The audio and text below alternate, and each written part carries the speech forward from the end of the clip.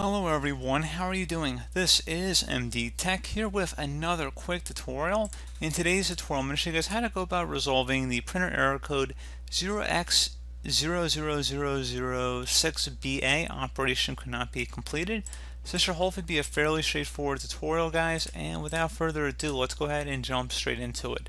So first thing I'd recommend doing would be to open up the start menu and type in Troubleshoot.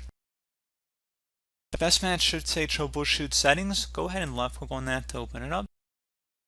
Go ahead and select additional troubleshooters on the right panel here.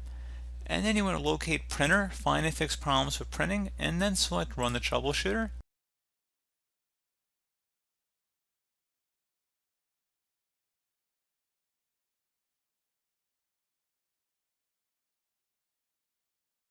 And then it's going to ask you which printer you want to troubleshoot. Follow along with the on-screen directions based on your printer information and what specifically is wrong with it, and then apply whatever fixes it recommends.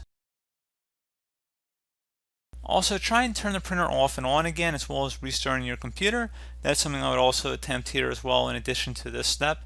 And then close it here. Restart your computer, like I said, and see if that resolves the problem.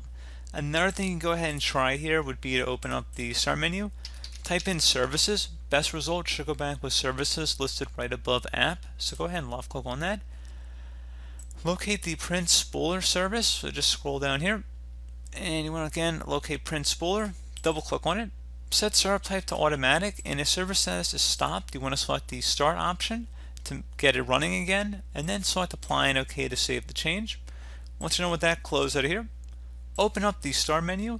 I will have a file path in the description of the video. I will have a link to it, or not a link to it, I'll have the text in the description of the video.